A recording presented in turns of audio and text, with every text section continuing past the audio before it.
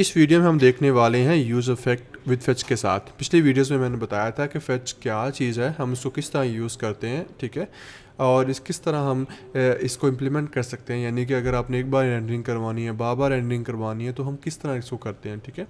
अब इस वीडियो में हम देखेंगे कि इसको यूज़ इफेक्ट के साथ जब हमने APIs थर्ड पार्टी APIs को कॉल करनी है तो किस तरह हम इसको कॉल करेंगे, ठीक है।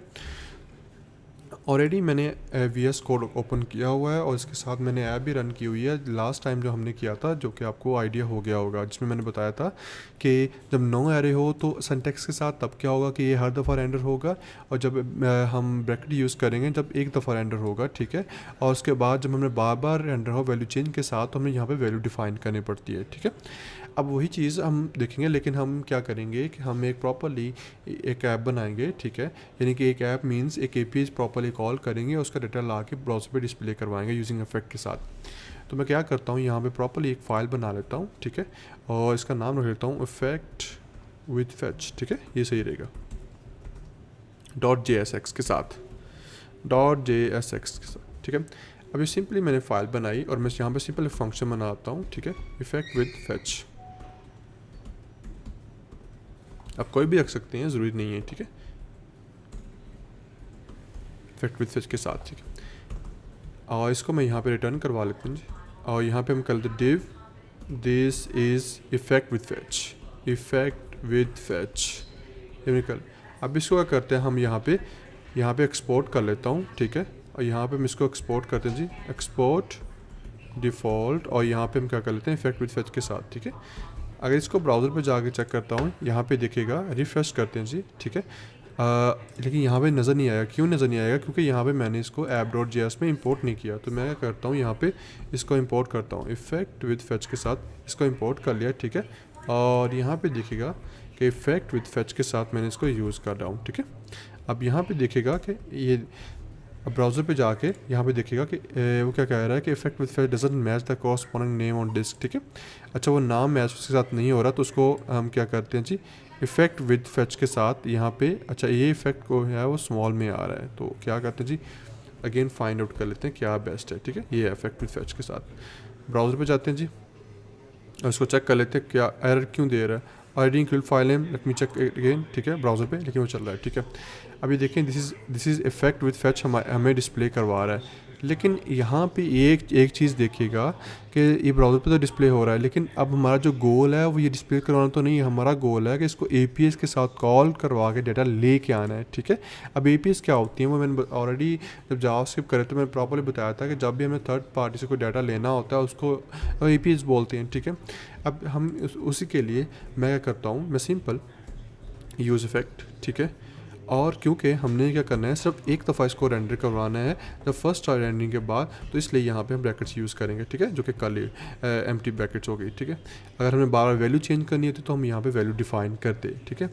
अब मेरा जो गोल है वो APIs कॉल करवाना, तो सिंपली हम क्या करेंगे, हम यहाँ पे फेच का यूज़ करेंगे। अब फेच के बारे में मैंने जावास्क्रिप्ट में प्रॉपर्ली बताया था कि फेच को किस तरह यूज़ किया जाता है, ठीक है। एक बिल्ट इन APIs कॉल करने के लिए फंक्शन है, ठीक है, एग्जिस्ट भी है और फेच भी है। हम ज़्यादातर फेच का यूज़ करते हैं जो कि लेटेस्ट वन है, ठीक है। अब इसका सिंटैक्स सिंपली ये है फेच, और इसमें है आ जाएगा आपके पास .then, ठीक है। .then के मतलब यह है कि जब भी वो प्रोमिसेस APIs कॉल होगी उसके बाद ये चीज़ कॉल होगी, ठीक है, तो इसलिए हम इसको कॉल करेंगे। और जब ये वाला एड्रेस कॉल हो जाएगा उसके बाद अगेन .then में आपका फाइनल रिजल्ट मिल जाएगा आपको कि वो रिजल्ट क्या चीज़ है, ठीक है। अब ये हमारे पास प्रॉपर सिंटैक्स है जो कि हमारे पास आ गया, ठीक है। अब इसमें हमारे पास अगर तो एरर आता है तो हम क्या करते हैं .catch में पकड़ लेते हैं। आई होप सो कि ये सिंटैक्स आपको प्रॉपर्ली क्लियर हो गया होगा, ठीक है।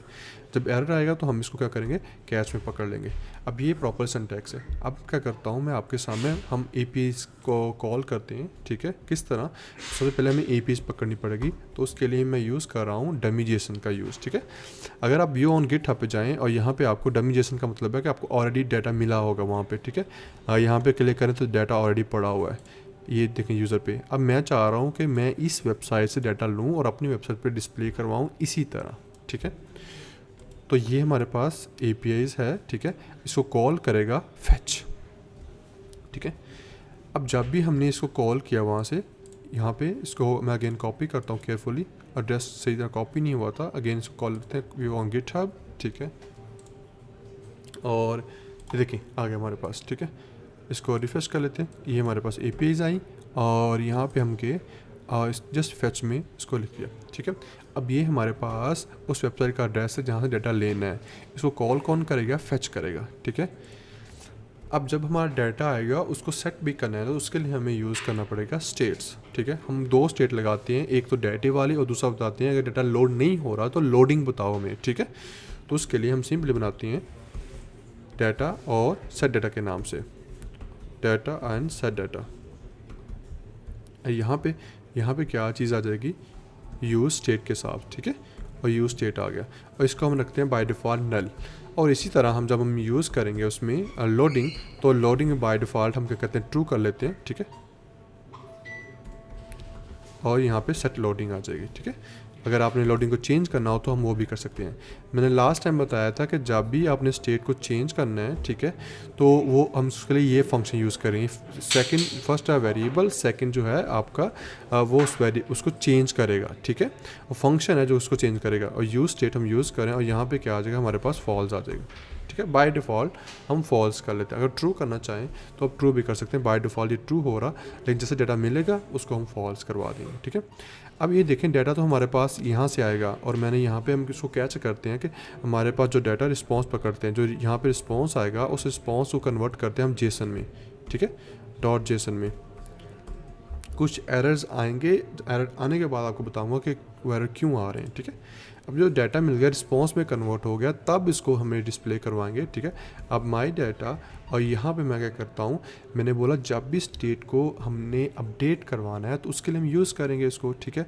तो इसके लिए मैंने यूज़ किया सेट डाटा। क्या मैं अपडेट करवा रहा हूँ उसको, माई डाटा दे रहा हूँ, ठीक है। अब ये डाटा उसको मिल गया, ठीक है।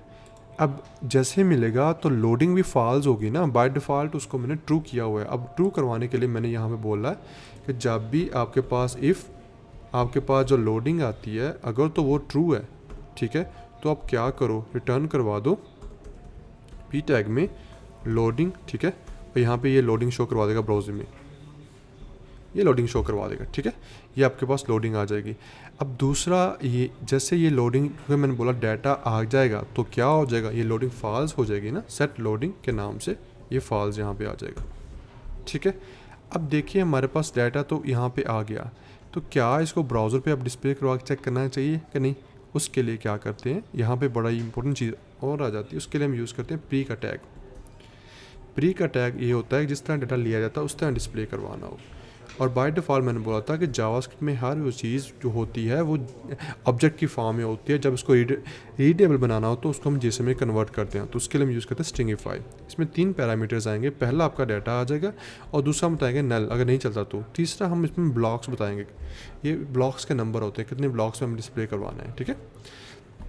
चेक करते हैं ब्राउज़र पे और देखते हैं जी क्या एरर आता है और क्या नहीं आता, ठीक है। रिफ्रेश करते हैं जी, ठीक है। अच्छा डाटा लोड हो रहा है लेकिन नज़र नहीं आ रहा, ठीक है। यहाँ पे एक चीज़ आ गई, इसको मैं सीक्वेंस में ले आऊँ, ठीक है। अब यहाँ पे डाटा जब भी आएगा, ठीक है, उसको आपने रिटर्न करवाना है, क्योंकि जब ये सिंगल लाइन में एरर फंक्शन होता है तब तो ये बाय डिफ़ॉल्ट रिटर्न होता है, लेकिन अदरवाइज़ उसको रिटर्न करवाना पड़ता है हमें, ठीक है। ये देखिएगा कि डाटा परफेक्टली जिस तरह हमने यहाँ से लिया था उसी तरह वहाँ पे डिस्प्ले हो रहा है, ठीक है। और APIs के साथ हो रहा है और यूजिंग इफेक्ट के साथ हो रहा है, ठीक है। सो आई होप सो कि आपको ये कंसेप्ट अच्छे से क्लियर हो गया होगा कि किस तरह हम डाटा लेते हैं, किस तरह उसको डिस्प्ले करवाते हैं। अगर लोड नहीं हो रहा तो किस तरह हम लोडिंग का साइन डिस्प्ले करवाते हैं। इसकी जगह पर आप पिक्चर रख लें यहाँ पे, जो कि बहुत सी लोडिंग की पिक्चर आती हैं, आप वो डिस्प्ले करवा दें। यहाँ पे अगर जाके लिखें लोडिंग पिक्चर तो वो आपको बहुत सारी लोडिंग पिक्चर मिल जाएंगी। वो आपको आप इजीली अपने किसी भी एप्लीकेशन में या कहीं भी आपने डिस्प्ले करवाना हो आप इजीली करवा सकते हैं। ये देखें यहाँ पे ज़्यादातर जब भी हमने कोई प्रोजेक्ट बना रहे होते हैं हम इस तरह की लोडिंग लेके उसको ब्राउज़र में डिस्प्ले करवा लेते हैं। आई होप सो इफ़ेक्ट जो है विद फेच के साथ आपको अच्छे से क्लियर हो गया होगा।